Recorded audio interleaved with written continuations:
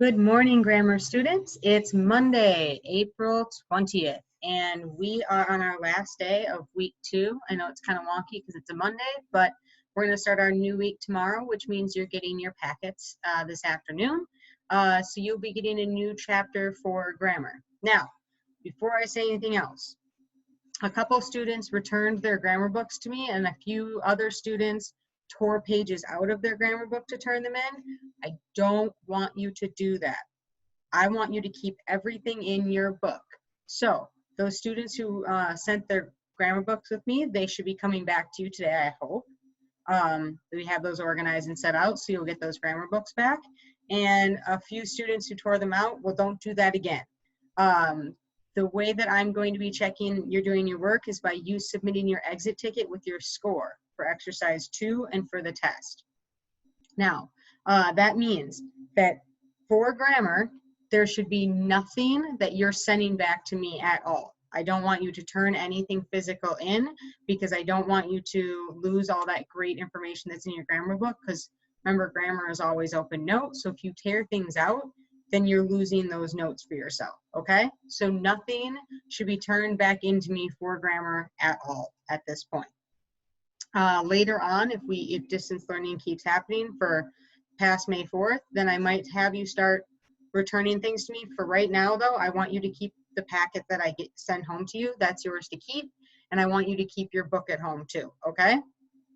So don't turn anything back into me for grammar. Language arts, yes, you'll be turning in those worksheets. Grammar, nothing at all, okay? Thank you.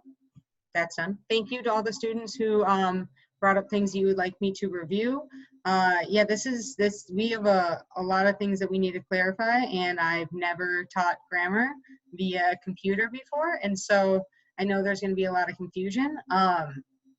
This week we're starting a new unit that's going to be our first time doing formal diagramming, meaning a lot of students are confused about diagramming of prepositional phrases, and that makes sense. You should, because you're not getting to see the whole picture yet. You're only seeing a little part.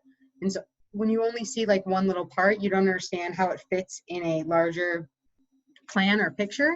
And so this week is where you're going to get a clear and straightforward understanding of diagrams as a whole. So that means that review is going to be kind of built in, and I'm also going to try doing some work with the document camera, Mr. Pog's document camera, so you can see me actually creating and drawing diagrams with you. So you'll be able to see my hand like showing you how to do it, okay? So tomorrow we have notes, and that is when a lot of that review will be built in. We're gonna have notes for 2 days again. We're probably gonna have a third day of notes, which is like a review notes. So we'll have a lot of time to go over certain things. Today, the only task you have is to use exercise 3, or not exercise 3, use the key for the test that'll be attached here. It's also in your packet, and to correct your work. Remember, if it's extra, meaning you labeled something you didn't need to, it's not wrong, so you ignore it. And I included the instructions again on how to give me a numerical score. So that means that whatever score you get, you got to follow the steps to then give me the number as a percent, or like out of 100. So just follow those steps, and then I'm recording those from the exit tickets, so make sure you're doing the exit ticket for this part too, so that I can be tracking your score and seeing how we're doing on them.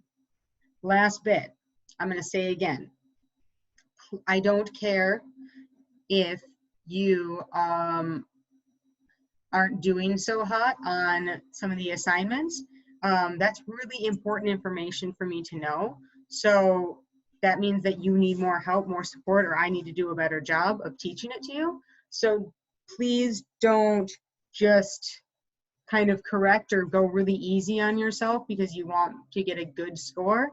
A good score doesn't help you or doesn't help me to know what I need to give you more support on. Because again, what you're doing right now in 6th grade, you're gonna have to know this stuff, like you're gonna have to have this stuff completely down to be able to do next year. And so please don't you're not in the great position because you're not getting to do grammar face to face, but you still need to know it for next year. So I really want to make sure that you are grading yourself accurately.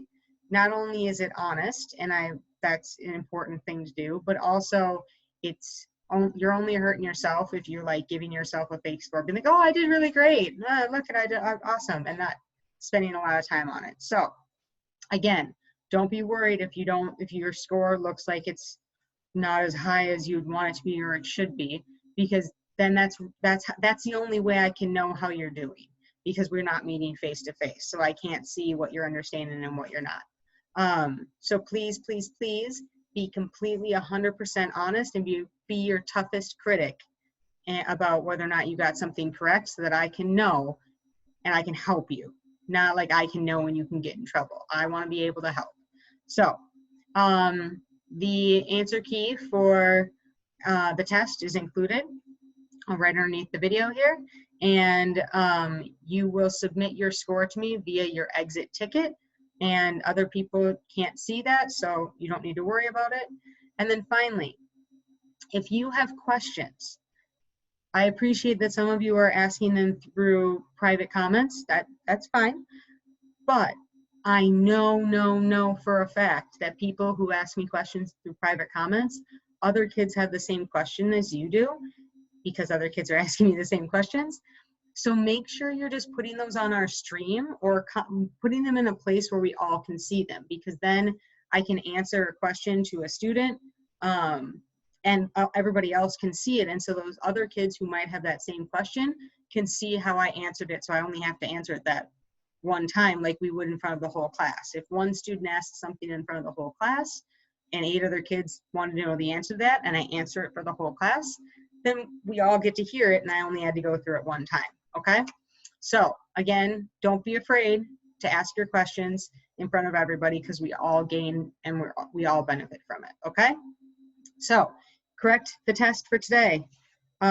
Send me your score via your exit ticket, and then you have no homework tonight once you finish correcting the test. Tomorrow we start a new chapter called Subject and Verb, a new unit. And if you would like to preview that, meaning you can read the notes before class tomorrow, just to kind of prepare yourself, so that when we start taking notes on the PowerPoint tomorrow in class, then you'll be a little bit more prepared for it, and you'll be like, oh yeah, I read that last night. So again, wanted to keep the video short and sweet so that you had time to do your work, and I know you have a lot of other homework that you're working on. So keep up the good work, keep asking questions, and yeah, I miss you guys. I hope you had a great weekend. I did. Well, a decent weekend. I mean, I got to go golfing, which was fun, and the sun was shining yesterday, so that's good. You can actually see, I think I got a little bit of sunburn because my nose is kind of red. Yeah, so I hope everybody in your family is safe and happy and healthy. Miss you guys, and yeah, keep sending me questions, and I'll see you on Tuesday for our new unit. Okay, bye.